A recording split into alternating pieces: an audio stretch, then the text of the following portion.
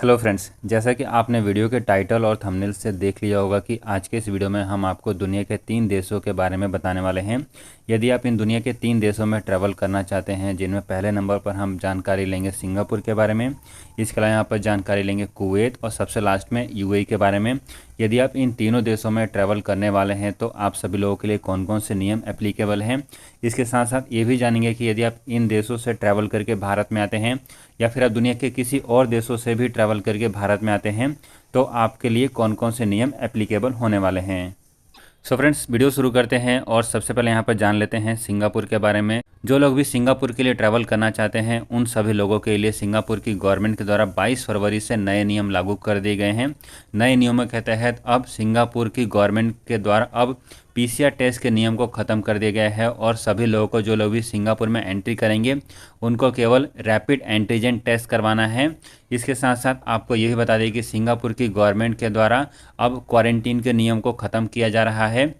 इस समय सिंगापुर के लिए आप भारत के 3 शहरों से ट्रैवल कर सकते हैं, जिनमें शामिल है दिल्ली, मुंबई और चेन्नई।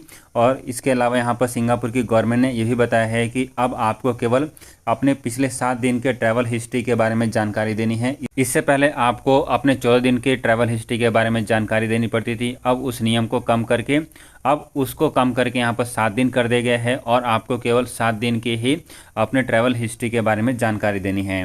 अब बात करते हैं यहाँ पर कुवैत के बारे में। सो जो लोग भी कुवैत के लिए ट्रैवल करना चाहते हैं, सो कुवैत की गवर्नमेंट के द्वारा भी इमीडिएट बेसिस पर नया नियम लागू कर दिया गया है। नए नियमों के तहत कुवैत की गवर्नमेंट अब सभी लोगों के लिए, जो लोग भी फुली वैक्सीनेटेड हैं, उन सभी लोगों के लिए आरटी-पीसीआर टेस्ट के नियम को ख़त्म कर रही है। लेकिन इसके साथ साथ कुवैत की गवर्नमेंट ने ये भी बोल दिया है कि यदि आपने दूसरी डोज को लिए हुए 9 महीने से अधिक हो चुके हैं तो फिर ऐसे हालात में आपको पार्शियल वैक्सीनेटेड माना जाएगा और आपका कुवैत में जाने के बाद कोरोना वायरस का टेस्ट किया जाएगा।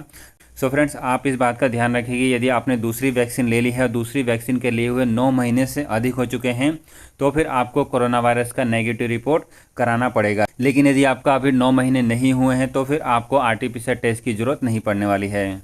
इसके साथ साथ यहाँ पर कुवैत की गवर्नमेंट ने यह भी बोल दिया है कि 16 साल से कम उम्र वाले लोगों के लिए ये नियम को एप्लीकेबल नहीं किया जाएगा, यानी कि उनका कोई भी टेस्ट नहीं किया जाएगा, उनका कोई भी क्वारंटीन नहीं किया जाएगा। फ्रेंड्स, आगे बढ़ते हैं और अगला जो यहाँ पर अपडेट है वो उन सभी लोगों को लेकर जान लेते हैं जो लोग भी यूएई के लिए ट्रैवल करके जाना चाहते हैं। सो कई सारे लोगों को यहाँ पर उम्मीद थी कि यूएई की गवर्नमेंट अपने ट्रैवल रिस्ट्रिक्शन को कम करेगी, लेकिन आपको बता दें कि अभी भी यूएई के द्वारा कोरोना वायरस टेस्ट के नियम को एप्लीकेबल रखा गया है। जो लोग भी यूएई के लिए ट्रैवल करना चाहते हैं उनके लिए आरटी-पीसीआर टेस्ट के साथ साथ रैपिड पीसीआर टेस्ट अभी भी मैंडेटरी है। जैसे कि यदि आप इस समय भारत के किसी भी एयरपोर्ट से ट्रैवल करना चाहते हैं तो आपके पास 48 घंटे वाला आरटी-पीसीआर टेस्ट होना चाहिए। इसके साथ साथ आपको एयरपोर्ट पर फ्लाइट में बैठने से 6 घंटे पहले एक रैपिड पीसीआर टेस्ट भी कराना पड़ेगा। उसके बाद ही आप दुबई या फिर यूएई के लिए ट्रैवल कर पाएंगे।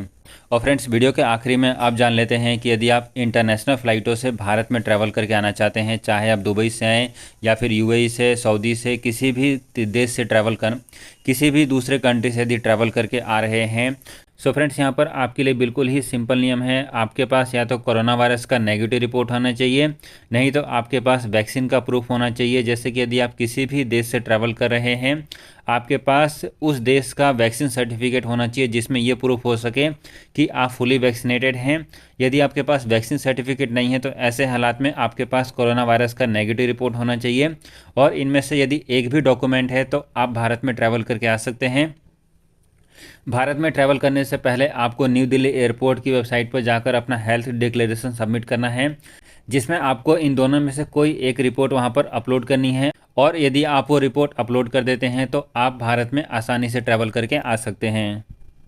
सो फ्रेंड्स, ये कुछ इंपॉर्टेंट अपडेट सामने आ रही थी जो आप सभी लोगों को देनी थी। यदि आपको वीडियो अच्छी लगे तो इसको लाइक कर सकते हैं, चैनल को सब्सक्राइब कर लें ताकि आपको ऐसी लेटेस्ट अपडेट समय पर मिलती रहे।